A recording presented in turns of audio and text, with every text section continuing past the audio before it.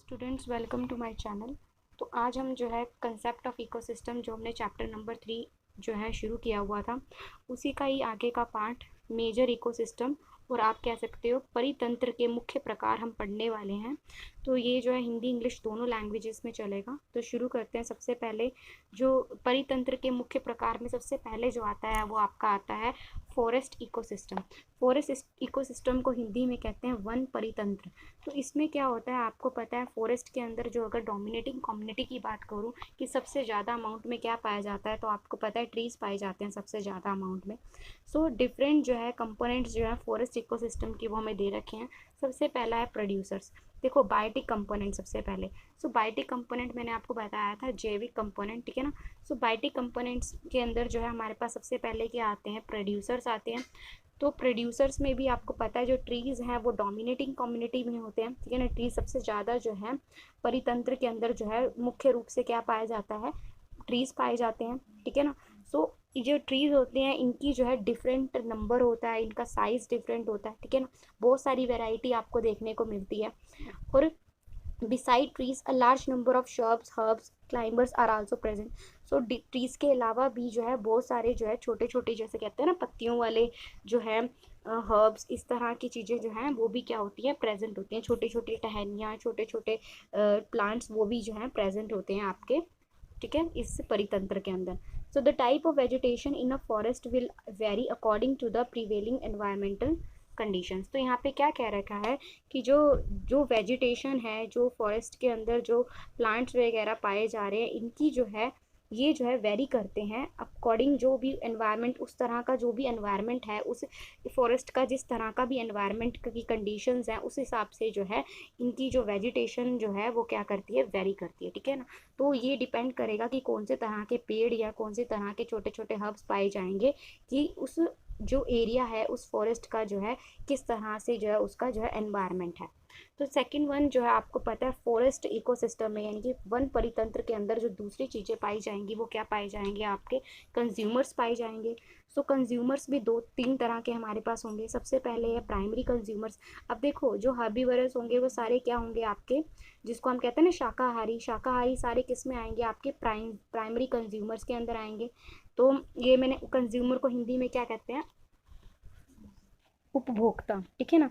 So primary consumers का मतलब क्या होगा आपका, प्राथमिक उपभोक्ता। तो इसके अंदर सबसे ज़्यादा क्या आएंगे आपके पास, शाकाहारी आएंगे, ठीक है ना। तो इसके पास जो है जो बहुत सारे हार्बीवरस हैं वो कहाँ से कहाँ तक लाई करेंगे, जो बहुत सारे आपके हार्बीवरस हैं वो जो है कौन से हो सकते हैं, आंट्स हो सकता है, ठीक है ना। और उसके बाद स्पाइडर, ग्रास होपर, ठीक है ना। तो ये सारे के सारे जो हैं, जैसे डियर, आपका बफेलो, ये सारे के सारे आपके किसके अंदर आएंगे, आपके प्राइमरी कंज्यूमर्स के अंदर आएंगे। उसके बाद है द्वितीय उपभोक्ता, जिसको हम कहते हैं सेकेंडरी कंज्यूमर्स। तो इसके अंदर क्या आएंगे, कुछ इंसेक्ट्स आ सकते हैं, लिजर्ड्स आ सकती हैं, फॉक्सेस आ सकते हैं, ठीक है ना, बर्ड्स आ सकती हैं। And the last one is your tertiary consumer, जिसको हम कहते हैं तृतीय उपभोक्ता। तो इसके अंदर जो है हमारे पास क्या आ सकता है, लॉयन, टाइगर, ये। तो आपको पता है टर्चरी जो हैं वो ज़्यादा क्या होते हैं, जो कह सकते हैं मांसाहारी जो हैं, जैसे कि आपके लायन, टाइगर, ये सारे किस में आएंगे, आपके टॉप कार्निवरस में आते हैं, ठीक है। तो उसके बाद है हमारे पास जो है डिकम्पोजर्स। डिकम्पोजर्स क्या होते हैं, मैंने आपको बताया था, अपघटक इसे कहते हैं, अपघटक, अपघटक। और ये जो अपघटक जो है ये जो है ज़्यादातर जो है बहुत सारे माइक्रो ऑर्गेनिज्म हो सकते हैं, जैसे बैक्टीरिया, फंगी। और ये कहाँ पे प्रेजेंट होते हैं, इनका काम क्या होता है, जो हमारे डेड ऑर्गेनिक मैटर है उन्हें डीके करने में जो है इनका यूज़ होता है। जैसे कि आपको पता है कि डेड ऑर्गेनिक मैटर का मतलब यहाँ पे क्या है, कि जो पत्तियाँ जो हैं, सूखी पत्तियाँ जो टूट के गिर जाती हैं, या फिर जो हम कह सकते हैं प्लांट्स जो ख़राब हो जाते हैं, गल जाते हैं, तो उन्हें डीके करने के लिए जो है ये बैक्टीरिया, फंगी जो है ये प्रेजेंट होते हैं, ठीक है। तो ये क्या करते हैं, उसे डीके करने में हेल्प करते हैं। तो ये भी कह सकते हो वह अनचाहे मृत जीवों की सफाई करते हैं, ठीक है। तो ये जो है आपके क्या कहलाएंगे, अपघटक कहलाएंगे। उसके बाद है हमारे पास, और आप ये भी कह सकते हो, देखो अगर डिकम्पोजर्स नहीं होंगे, अगर मान लो कि कोई भी प्लांट्स जो है वो गल गए हैं, ठीक है ना, तो बैक्टीरिया फंगी ये सब नहीं प्रेजेंट होगा, तो वहाँ पे उस जगह का जो वातावरण होगा वो बहुत ज़्यादा जो है उसमें एक बहुत ही गंदी स्मेल आने लग जाएगी। तो हमारा जो जीवन है वो भी क्या हो सकता है, मुश्किल हो सकता है। तो डिकम्पोजर्स जो है वो होना बहुत ही ज़्यादा ज़रूरी है, ठीक है। उसके बाद है अबायोटिक कंपोनेंट्स, यानी कि वन परितंत्र के अंदर जो है अबायोटिक कंपोनेंट्स भी पाए जाते हैं। और अबायोटिक कंपोनेंट्स आपको पता है वो क्या होते हैं आपके, जैसे कि लाइट हो गया, रेनफॉल हो गया, ह्यूमिडिटी हो गया, ठीक है ना। तो ये सारा का सारा किस में आएगा, आपका अबायोटिक कंपोनेंट्स में आएगा। और ये जो है, अब देखो आपने देखा होगा कि हर फॉरेस्ट में जो है, कहते हैं ना, कईयों को कहते हैं ट्रॉपिकल रेन, ट्रॉपिकल फॉरेस्ट, ठीक है ना, ट्रॉपिकल रेन फॉरेस्ट, ये इस जहाँ पे जो है सबसे ज़्यादा रेन होती है, यहाँ पे सबसे ज़्यादा ड्राई मौसम रहता है। तो हर फॉरेस्ट का जो है क्लाइमेट जो है वो क्या होता है, डिफरेंट होता है। यहाँ आप कह सकते हो ये जो लाइट है, ह्यूमिडिटी है, रेनफॉल है, हर फॉरेस्ट का क्या होता है, वेरी करता है। सो उसी हिसाब से जो है जो सॉइल के अंदर ऑर्गेनिक या इनऑर्गेनिक कंपोनेंट्स प्रेजेंट होते हैं, तो वो जो है उसके अंदर इंक्लूड हो जाते हैं, ठीक है, आर आल्सो इंक्लूडेड। तो इस अबायोटिक कंपोनेंट के अंदर जितने भी ऑर्गेनिक और इनऑर्गेनिक कंपोनेंट्स जो सॉइल के, वो भी क्या हो जाते हैं, इंक्लूड हो जाते हैं। सो अबायोटिक कंपोनेंट्स में अगर आपसे पूछा जाए तो क्या होता है, फिजिकल फैक्टर जैसे लाइट, ह्यूमिडिटी, रेनफॉल, और जितने भी इनऑर्गेनिक और ऑर्गेनिक जो कंपोनेंट्स हैं जो सॉइल में प्रेजेंट है वो भी क्या होंगे, इंक्लूड होंगे। नेक्स्ट है आपके पास ग्रासलैंड इकोसिस्टम। अब ग्रासलैंड इकोसिस्टम का मतलब यहाँ पे क्या है हमारे पास, तो ग्रासलैंड इकोसिस्टम क्या होता है, is usually equal in a region where the climate is cold during winter and hot in summers. तो यहाँ पे क्या कह रखा है, ये जो ग्रासलैंड इकोसिस्टम है ज़्यादातर वहाँ होता है जहाँ पे जो है क्लाइमेट बहुत ठंडा रहता है, ठीक है, विंटर में, और बहुत ही ज़्यादा गर्म रहता है, कहाँ, समर्स में। तो समर्स में क्लाइमेट बहुत ज़्यादा गर्म रहता है और विंटर्स में क्लाइमेट उतना ही ज़्यादा कैसा रहता है, ठंडा रहता है। तो इसके अंदर जो है हमारे पास, यानी कि इस ग्रासलैंड इकोसिस्टम के अंदर जो हमारे पास पाए जाते हैं जो डिफरेंट कंपोनेंट्स, वो हैं हमारे पास, इसको हिंदी में क्या कहेंगे, ग्रासलैंड इकोसिस्टम को इसको कहेंगे घास भूमि का परितंत्र। क्या कहेंगे, घास भूमि का परितंत्र, ठीक है। तो यहाँ पे हमारे पास प्रोड्यूसर्स होंगे, द्वारा से बायोटिक कंपोनेंट होगा और बायोटिक कंपोनेंट प्रेजेंट होंगे। तो बायोटिक कंपोनेंट में वही प्रोड्यूसर्स होंगे, और प्रोड्यूसर्स में यहाँ पे जो सबसे ज़्यादा डोमिनेट करेगा वो क्या करेगा, आपके ग्रासेस, जो छोटे छोटे हर्ब्स होते हैं ना, छोटी छोटी ग्रासेस होती हैं, वो डोमिनेट करेंगे, ठीक है ना, छोटे छोटे प्लांट्स। तो इनकी भी वेराइटी जो है डिफरेंट होगी, मतलब इनके नंबर जो है डिफरेंट होगा, इनका साइज डिफरेंट होगा। और इन हर्ब्स के साथ साथ जो है शर्ब्स और क्लाइंबर्स भी प्रेजेंट होते हैं। क्लाइंबर्स बच्चे आपने देखा होगा कुछ ऐसे होते हैं जैसे कि ना जो बेल की फॉर्म में होते हैं, ठीक है ना। तो जो प्लांट्स जो हैं वो किस तरह की फॉर्म में होते हैं, बेल की फॉर्म में होते हैं। तो क्लाइंबर्स जो आप कई बार देखते होगे, आप घरों में भी लोग यूज़ करते हैं, तो वो प्लांट्स जो क्या करते हैं, टहनियाँ जो हैं वो, उनकी टहनियाँ जो हैं वो बढ़ती हैं और वो जो है पूरे घर को कवर कर लेती हैं। तो टहनियाँ बढ़ती हैं जिसमें, ठीक है ना। तो ये इस तरह के जो हैं वो प्लांट्स इसमें पाए जाते हैं आपके घास भूमि परितंत्र के अंदर, ठीक है। सो टाइप ऑफ वेजिटेशन जो है यहाँ पे वो क्या करती रहती है, वेरी करती है डिपेंडिंग अपॉन जो उसमें एनवायरमेंटल कंडीशन के अकॉर्डिंग। उसके बाद है कंज्यूमर्स। कंज्यूमर्स में आप पढ़ोगे प्राइमरी कंज्यूमर्स, वही प्राथमिक उपभोक्ता, और वो क्या होंगे हमारे पास, जितने भी आपके हर्बीवरस है, यानी स्मॉल हर्बीवरस हैं, जैसे कि हो गए बटरफ्लाईज हो गई आपकी, ठीक है ना, बीटल्स हो गए, ग्रास होपर्स हो गई, स्पाइडर्स हो गए, ये सारे हमारे किसके अंदर आएंगे, प्राइमरी कंज्यूमर्स में आएंगे। रैबिट्स भी पाए जाते हैं, माइस भी पाए जाता है, और आपका कह रखा है ये बफेलोज वगैरह, ये सब क्या होता है, प्रेजेंट होता है आपका प्राइमरी कंज्यूमर्स में। सेकेंडरी कंज्यूमर्स में अगर मैं आपको बताऊं तो क्या होंगे हमारे पास, स्मॉल कार्निवरस, जैसे कि लीजर्ड्स होगी, ठीक है ना, बर्ड्स हो गई। तो बर्ड्स क्या करती हैं, छोटे छोटे इंसेक्ट्स को खाती हैं, तो ये सेकेंडरी यानी कि द्वितीय उपभोक्ता में आएगा। तृतीय उपभोक्ता में क्या आएंगे आपके पास, फोक्स और काइट्स, ठीक है ना। तो ये सब हैं। उसके बाद है डिकम्पोजर, जिसको हम अपघटक कहते हैं। ये भी क्या होते हैं, बहुत जितने भी हमारे माइक्रो ऑर्गेनिज्म हैं जिनको हम नहीं देख सकते, जैसे कि बैक्टीरिया, फंगी, ये सारे जो हैं कहाँ प्रेजेंट होते हैं आपके, ये सारे जो है डेड ऑर्गेनिक मैटर में प्रेजेंट होते हैं। और ये क्या करते हैं, इन्हें डिके करके जो है, जो इनसे जो है न्यूट्रिएंट्स जो बनाते हैं उसे वापस जो है सॉइल में मिक्स कर देते हैं, ठीक है, जो लॉस हुए होते हैं न्यूट्रिएंट्स। तो उसके बाद है हमारे पास अबायोटिक कंपोनेंट। अबायोटिक कंपोनेंट में मैंने आपको बताया वही लाइट, ह्यूमिडिटी, रेनफॉल, ये सारी वेरी करती है प्लेस से प्लेस, एक जगह से दूसरी जगह। और ऑर्गेनिक और इनऑर्गेनिक कंपोनेंट जो प्रेजेंट होते हैं सॉइल के अंदर, वो भी किस में आते हैं, आपके अबायोटिक कंपोनेंट्स में आते हैं। नेक्स्ट है हमारे पास पोन्ड इकोसिस्टम। इसको कहते हैं, पोन्ड इकोसिस्टम को हिंदी में आप क्या कहोगे, पोन्ड इकोसिस्टम या फिर आप कह लो झील, ठीक है ना, झील परितंत्र, इस तरह से आप बोल सकते हो इसे। तो पोन्ड इकोसिस्टम जो है हमारे पास जो है उसके डिफरेंट टाइप्स क्या क्या है हमारे पास। सबसे पहले है biotic component and abiotic components, ठीक है ना।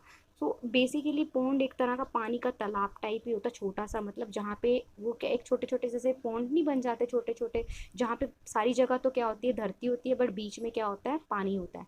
तो उसके अंदर जो है बायोटिक कंपोनेंट्स क्या प्रेजेंट होंगे। अब देखो पानी की बात हो रही है, पोन्ड मतलब वाटर, वाटर की बात हो रही है, तो वाटर में सबसे ज़्यादा क्या प्रेजेंट होंगे, फाइटोप्लैंक्टॉन्स प्रेजेंट होंगे, ठीक है ना।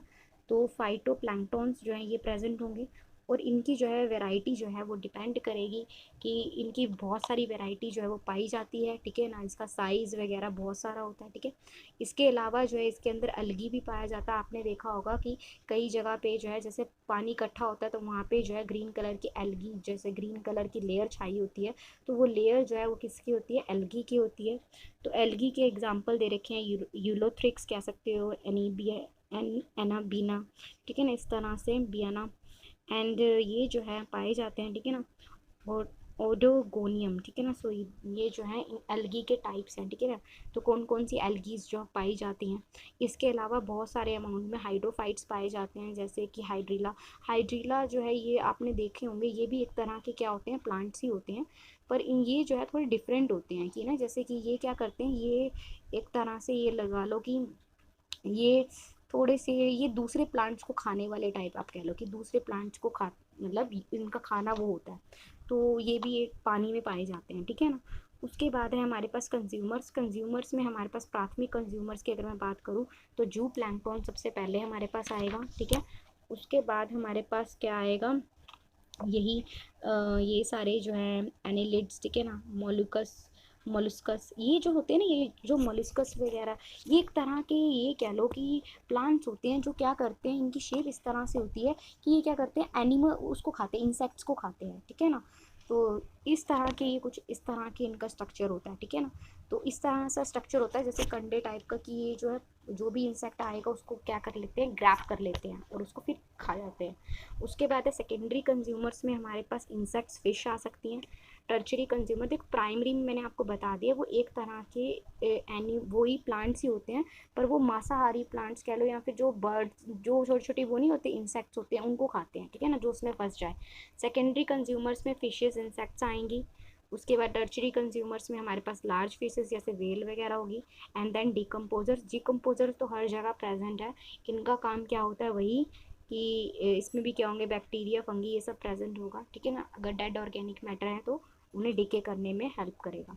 उसके बाद है हमारे पास अबायोटिक कंपोनेंट में अगर हम बात करें, वही टेम्परेचर, वाटर, ये सब कुछ, और जितने भी ऑर्गेनिक और इनऑर्गेनिक कंपोनेंट्स हैं वाटर के अंदर, वो सारे किस में आ जाएंगे, आपके अबायोटिक कंपोनेंट्स में आ जाएंगे। उसके बाद है हमारे पास मेरीन इकोसिस्टम।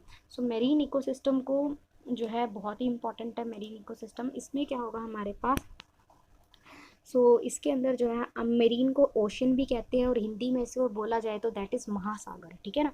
तो महासागर परितंत्र, इसके जो पार्ट्स हैं ये भी जो है हमारे पास बायोटिक कंपोनेंट्स होंगे इसके अंदर।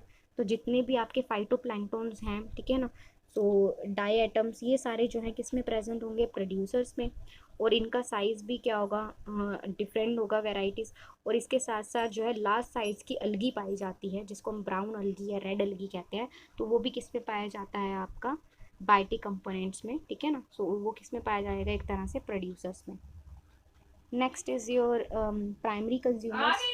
प्राइमरी कंज्यूमर्स में हमारे पास क्या होंगे, जो प्रोड्यूसर्स, या फिर ऐसे कह सकते हो आप क्रस्टासियन एंड मोलस्का, ये इसके एग्जांपल्स हैं। सेकेंडरी कंज्यूमर्स में वही हमारे पास वही कार्निवरस फिशेस, जो क्या करती हैं, फिशेस जो ऐसी फिशेस जो दूसरे जो हैं फिशेस का शिकार करती हैं, यानी इंसेक्ट्स का शिकार करती हैं, ठीक है।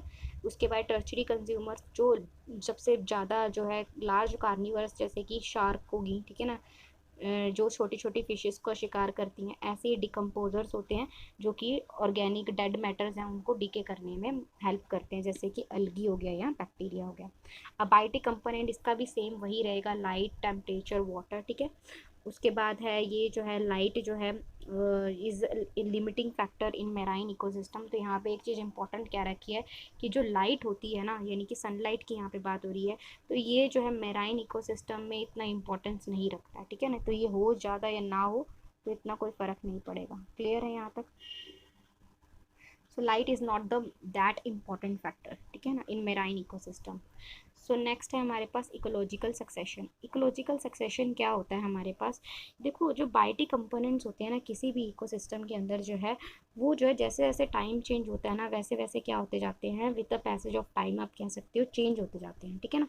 तो आप कई बार देखते होगे कि मतलब हर बार जो है prevailing in any area never constant. तो यहाँ पे ये नहीं हो सकता कि जितने भी अबायोटी कंपोनेंट्स हैं जिस एरिया के अंदर वैसे के वैसे ही रहेंगे। अबायोटी कंपोनेंट जैसे कि मान लो मैंने एक एरिया की बात करी, जैसे मैंने अपने एरिया की बात करी जहाँ पे हमारी लोकेशन है मान लो, तो वहाँ पे जो है टेम्परेचर हमेशा एक जितना तो नहीं रहेगा। अब मैं ये तो नहीं कहूँगी हमेशा यहाँ पे टेम्परेचर 40 डिग्री रहेगा, यहाँ यहाँ पे हमेशा टेम्परेचर 35 रहेगा। तो ये क्या करता है, हर बार क्या हो रहा है कि जैसे जैसे टाइम बीतता जाएगा ना, वैसे वैसे जो है टेम्परेचर, ये जो अबायोटी कंपोनेंट्स है, वाटर, एयर, ये सब कुछ क्या होती जाती है, हर जगह जो है चेंज होती रहती है, कभी कांस्टेंट नहीं रहती। सो ये जो इकोलॉजिकल सक्सेशन है, ये क्या कहलाएगा, इसको हम किस तरह से डिफाइन करेंगे? ये जो है change of plants and animal communities in an orderly sequence in an area resulting in establishment of an final stable community. तो यहाँ पे क्या कह रखा है कि जो इकोलॉजिकल सक्सेशन है वो उसको इस तरह से डिफाइन कर सकते हैं कि ये जो प्लांट्स और एनिमल्स के जो कंपोनेंट्स हैं वो क्या हो रहे हैं, किसी भी एरिया के अंदर जो है चेंज होते जा रहे हैं, ठीक है ना, और उसकी वजह से जो है एक फाइनल स्टेबल कम्युनिटी हमें मिलती है। तो ये आपकी क्या कहलाएगी, इकोलॉजिकल सक्सेशन कहलाएगी। जैसे फर्स्ट कम्युनिटी मान लो किसी एरिया के अंदर जो है वो क्या थी, पीनियर कम्युनिटी कह लो। उसके बाद जो फाइनल स्टेबल कम्युनिटी आई है उसको हम कहते हैं क्लाइमेक्स कम्युनिटी, ठीक है ना। और उसके बीच वाली जो पीनियर और पाइनियर एंड क्लाइमेक्स कम्युनिटी के बीच में जो है उसको हम क्या कहते हैं बच्चे, उसे हम कहते हैं सीरियल कम्युनिटी।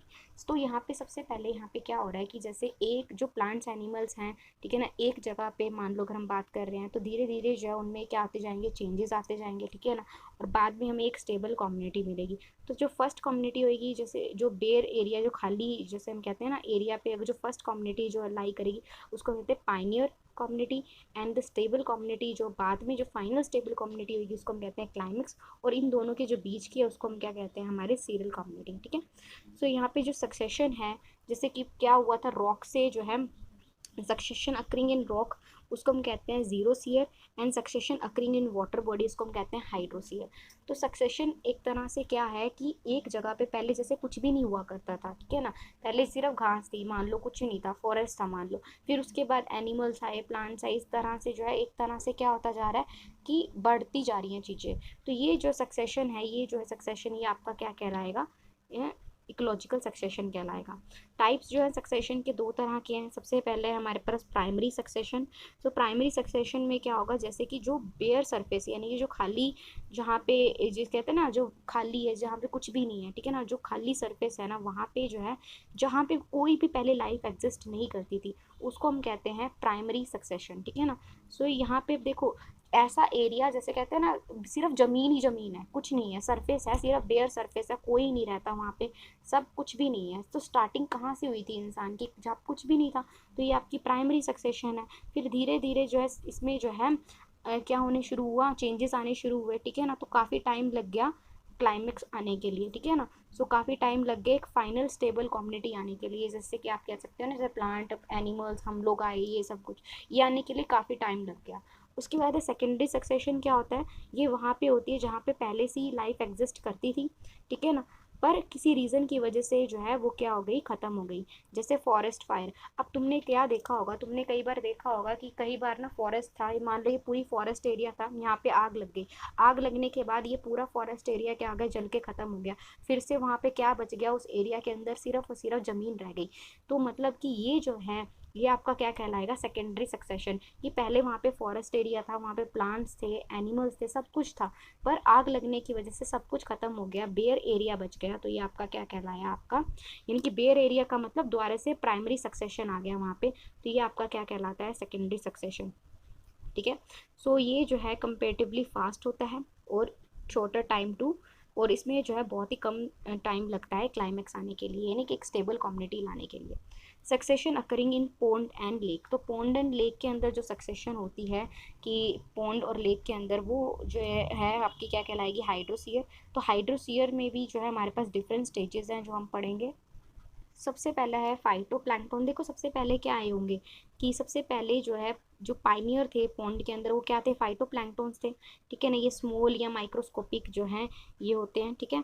ये इनका साइज बहुत छोटा होता है, माइक्रोस्कोपिक लेवल होता है। और ये क्या होता है, फ्रीली फ्लोट करते हैं, यानी कि ना एक तरह से ऐसे प्लांट्स जो आराम अब खुद ही जो है फ्लोट करते रहते हैं, ठीक है ना, इस तरह से। फिर उसके बाद कुछ ऑर्गेनिज्म पाए जाते हैं जैसे कि ब्लू ग्रीन एल्गी एल्गी ये सब कुछ, ठीक है। उसके बाद जो है पॉपुलेशन जो है जू प्लैंक्टॉन्स जो पॉपुलेशन थी that is supported by phytoplanktons, ठीक है। और जो सॉयल है वो कैसी थी, थिन लेयर थी, ठीक है ना। सो जो भी ऑर्गेनिज्म मरते थे वो कहाँ पे आ जाते थे, पॉन्ड के बॉटम में आ जाते थे। उसके बाद आई सबमर्ज स्टेज। इसमें क्या होता था कि slit is brought into the pond by rain water. देखो फाइटोप्लैंक्टन स्टेज के अंदर पहले फाइटोप्लैंक्टन से ऐसे प्लांट्स जो खुद ही तैरते रहते थे, फ्री फ्लोटिंग, जैसे कि ब्लू ग्रीन एल्गीज वगैरह, ठीक है। और जू प्लैंक्टन्स इनके ऊपर डिपेंड करते थे फाइटोप्लैंक्टन्स के ऊपर, ठीक है। क्योंकि जू प्लैंक्टन्स वो प्लांट्स हैं जो किसको खाते हैं, जो प्लांट्स को ही खाते हैं, ठीक है। उसके बाद है सबमर्ज स्टेज आई। इसमें क्या होता था, जो मान लो कि फाइटोप्लैंक्टन और जू प्लैंक्टन जब मर जाते थे तो किस में मिक्स हो जाते थे, ये जो है ऑर्गेनिक मैटर में जाके मिक्स हो जाते थे, ठीक है ना। तो इसमें क्या होता था, जो सबमर्ज प्लांट्स थे जैसे हाइड्रिला, ये जो है ये क्या आधे डूबे हुए प्लांट्स, ठीक है ना, सबमर्ज प्लांट्स, ठीक है ना। सो इसमें क्या होता था, slowly the area become less fit for the submerge plants and replace by next day. तो सबसे पहले जो है जैसे कि ये जाके मिक्स हो जाते थे, तो सबमर्ज जो है प्लांट्स की जो है फेवर में था कि ये जो है फाइटोप्लैंक्टन जू प्लैंक्टन्स मर के क्या हो जाए, मिक्स हो जाए सॉइल में और क्या बन जाए, एक हाइड्रिला या इस तरह की प्लांट्स की स्टेज आ जाए। फिर धीरे धीरे क्या होने लगा, जो हाइड्रिला थे, ये जो थे सबमर्ज प्लांट्स जो थे, वो जो है धीरे धीरे ख़त्म होने लगे। ख़त्म होने के बाद एक न्यू स्टेज आई। देख रहे हो किस तरह से काम आ रहा है। उसके बाद new stage I floating stage. Floating stage में क्या आ रहे थे, फ्लोटिंग प्लांट्स पाए जाते थे, जैसे कि आपके पास है जैसे कि एजोला, ये एग्जाम्पल है। ये कैसे थे ये ज़्यादातर the pond now become shallower due to accumulation of, देखो जो पोन्ड है वो थोड़ा थोड़ा सा कैसा होता गया, गहरा होता गया, क्योंकि इसके अंदर क्या है, पहले जू प्लैंक्टन्स मर गए, ठीक है ना, फाइटोप्लैंक्टन्स मर गए और ऑर्गेनिक मैटर बहुत ज़्यादा बढ़ गया, ठीक है ना। सो इसकी वजह से जो है ये फ्लोटिंग स्पीसीज भी जो थी, यानी कि ये वाली जो स्पीसीज थी ना एजोला वगैरह, जो फ्लोटिंग स्पीसीज थी जो तैरती रहती है इस तरह की, तो वो भी धीरे धीरे डिसअपेयर होने लग गई और इन ये भी नज़र नहीं आने लगे टाइम के बाद। फिर थोड़े टाइम के बाद क्या हुआ, एक न्यू स्टेज आने लगी जिसको हम कहते हैं रीड स्वैप स्टेज। इसमें क्या होता है, स्वैम्प स्टेज, इसमें क्या होता था, कुछ ऐसे प्लांट्स जैसे कि टाइफा, ठीक है ना, स्क्रीपस, ये कुछ ऐसे प्लांट्स थे जो बहुत बड़े साइज में प्रेजेंट हुआ करते थे। और ये कहाँ होते थे, अंडरग्राउंड में होते थे, ठीक है। ज़्यादातर नीचे अंडरग्राउंड, इनकी जो स्टेम्स होती थी वो नीचे होती थी काफ़ी, ठीक है। और ये इनकी जो अमाउंट था वो बढ़ गया, ठीक है ना। अब इनमें जड़ों वाले प्लांट्स आने लग गए हैं जिसकी स्टेम्स जो है नीचे अंडरग्राउंड होती थी। सो ये भी जब मरे तो ये भी किस में ऐड हो गए, ऑर्गेनिक मैटर में ऐड हो गए, ठीक है ना। और इसको जो है बहुत ज़्यादा जो है अमाउंट में क्या चाहिए होता था, इन प्लांट्स को ग्रो करने के लिए वाटर चाहिए होता था। सो वाटर बॉडी जो है वो एक तरह से मार्श लैंड में कन्वर्ट हो गई। फिर इसके बाद जो है हमारे पास न्यू स्टेज आई जिसको हम कहते हैं सेज मीडो स्टेज। इसमें क्या होता है कि जो कुछ ग्रासेस जैसे कि सिप्रस, ठीक है ना, ये तरह की ग्रासेस उगने शुरू हो गई। और ये जब ग्रासेस उगनी शुरू हुई इस एरिया में, तो वहाँ पे जो है सॉइल आने लगी। देखो क्या होता जा रहा है, जैसे अब जो है और ज़्यादा जो है सॉइल जो है जैसे ऑर्गेनिक मैटर बढ़ गया है, ठीक है ना। तो उसमें क्या हो गया, ग्रासेस उगनी शुरू हो गई उसी एरिया के अंदर जो पहले पॉन्ड हुआ करता था, वहाँ पे ग्रासेस उगनी शुरू हो गई और जो है उनकी पॉपुलेशन काफ़ी बढ़ गई, ठीक है। और धीरे धीरे जो है उनको भी ग्रासेस को उगने के लिए और ज़्यादा पानी चाहिए, तो पानी की कमी और होने लग गई, यानी पानी सूखता जा रहा है, वो पानी लेते जा रहे हैं। फिर जब वो ग्रास उगी उसके बाद है छोटे छोटे प्लांट्स उगने शुरू हो गए, श्रबी प्लांट्स, यानी कि छोटे छोटे प्लांट्स उगने शुरू हो गए उस एरिया में। और वो कैसा हो गया, ड्राई हो गया। और इसके अंदर जो है ये कहते हैं वाटर लॉगिंग की कंडीशन आ गई, ठीक है ना, वाटर लॉग कंडीशन आ गई। और ज़्यादा जो है वो क्या हो गया, जब छोटे छोटे प्लांट्स उगने शुरू हुए तो और ज़्यादा पानी उन्होंने सोख लिया उनकी जड़ों ने, और धीरे धीरे जो है पानी बिल्कुल क्या हो गया, ड्राई हो गया, और वो किस में कन्वर्ट हो गया, सारा का सारा सॉइल ही बच गया। उसके बाद जो है वो धीरे धीरे जो है वो सॉइल किस में चेंज हो गया, यानी कि ये वाली स्टेज थी, धीरे धीरे जो है वाटर बॉडी किस में चेंज हो गई, आपकी फॉरेस्ट में चेंज होगी। देख रहे हो द ट्रांसफॉर्मेशन। फिर फाइनल हमारे पास एक स्टेबल कम्युनिटी आ गई, ठीक है ना, कि पहले जो था फाइटोप्लैंक्टन यानी कि पॉन्ड से शुरू हुआ था, पॉन्ड से कहाँ पे पहुंच गए हम, फॉरेस्ट में पहुंच गए। तो ये जो है बहुत ही इंपॉर्टेंट था कि अब जो है डिपेंड करेगा कि रेनफॉल है क्या है, तो उस तरह से जो है फॉरेस्ट किस में कन्वर्ट हो जाएगी, आपकी ग्रासलैंड में। So very important topic. So कितनी चीज़ें अंडरस्टैंड करने वाली हैं यहाँ पे, है ना, कि हम कहाँ से शुरू हुए थे और जैसे जैसे सक्सेशन होता गया कहाँ पे हम पहुँच गए। ऐसे ही सक्सेशन जो है बेयर रॉक के अंदर क्या रखा है कि सबसे पहले लीचेस आई, ठीक है ना। तो लीचन स्टेज थी, उसमें क्या होता था कि substratum is very poor in moisture. देखो यहाँ पे एक चीज़ मैं आपको दिखाऊं, देखो सबमर्ज स्टेज, ठीक है ना, उसके बाद है कुछ लीव्स उगने शुरू हुई, देन स्वैम शुरू हुआ, देन मार्श मीडो इस तरह से कन्वर्ट हुआ, फिर वुडलैंड में, वुडलैंड के बाद क्लाइमैक्स क्या आया, फॉरेस्ट में कन्वर्ट हो गया। सो ये डायग्राम बहुत ही इंपॉर्टेंट था, ठीक है। ऐसे ही इसमें क्या होगा, बेयर रॉक में थोड़ा सा आपको बता देते हैं कि पहले बेयर रॉक्स थी, फिर लीचेस लगनी शुरू होंगी, ठीक है ना, लीचन स्टेज आएगी जहाँ पे जो है छोटे छोटे, जैसे ना आप देखते हो ना रॉक्स के अंदर छोटे छोटे प्लांट्स उगने शुरू हो जाते हैं, वैसे ही कुछ, ठीक है ना, इस तरह की स्टेज आएगी। फिर आएगी आपके पास मो स्टेज। मो स्टेज में क्या होगा आपके पास कि जो ह्यूमस है वो सॉइल के अंदर ज़्यादा हो जाएगी, जिसकी वजह से क्या हो जाएगा कि वो ह्यूमस जो है वो जो जैसे पत्थरों में क्रैक्स नहीं आ जाते, ये मो स्टेज आएगी, पत्थरों में क्रैक्स आ जाते हैं, वहाँ पे जो है क्या उगने शुरू हो जाते हैं, प्लांट्स उगने शुरू हो जाते हैं छोटे छोटे, ठीक है ना। सो उसके बाद हमारे पास आएगी हर्ब स्टेज, जिसको हम इस हर्ब स्टेज में क्या होगा हमारे पास कि मान लो ये जो है डीके होने लग जाएगा, ठीक है ना, ये डीके होने लग जाएगी जब मो स्टेज। तो उसके बाद जो है जो रूट्स हैं, जैसे कि जो प्लांट छोटे छोटे क्रैक्स के अंदर प्लांट्स उगने शुरू हुए, तो इनकी जो रूट्स होंगी ना वो फर्दर और जो है क्या होने लग जाएंगी, वो और बढ़नी शुरू हो जाएंगी और रॉक्स को तोड़ना शुरू कर देंगी, ठीक है ना। सो रॉक्स को तोड़ के वो किस में मिक्स कर देंगी, ऑर्गेनिक मैटर या सॉइल के अंदर मिक्स कर देंगी, ठीक है ना। सो जो एनुअल स्टेज थी, इस ये जो स्टेज है फर्दर किस में कन्वर्ट हो जाएगी, आपकी ट्रिनियल ओन्स में। ये जो रॉक्स होती हैं बेसिकली कैसे होते हैं, जैसे आपको देखा होगा कि पत्थर जो होते हैं ना वो किसके होते हैं, मिट्टी के पत्थर होते हैं एक तरह से थोड़ा सा, ठीक है।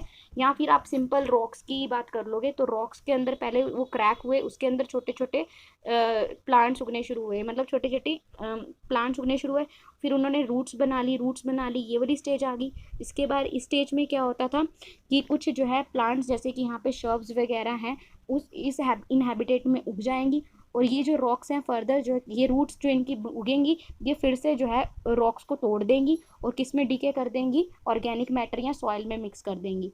फिर उसके बाद धीरे धीरे जो है जो हार्ड ट्रीज उगने शुरू हो जाएंगे, उनकी कम्युनिटी और इंक्रीज हो जाएगी, और धीरे धीरे जो है ट्रीज और उगने शुरू हो जाएंगे। तो जैसे ही एक स्टेज आएगी जो फॉरेस्ट कन्वर्ट हो जाएगी, ठीक है ना, ये स्टेज से हम कहाँ पहुँच गए, फॉरेस्ट स्टेज में पहुँच गए। So that is also very important, ठीक है ना। सो ये डिपेंड करेगा कि वहाँ पे ग्रास लैंड यानी कि रेनफॉल कैसी है, तो उस हिसाब से जो है फॉरेस्ट क्या करेगी, आगे ग्रो करेगी। सो ये था हमारा इकोलॉजिकल सक्सेशन। तो आज के लिए इतना ही। Thank you so much.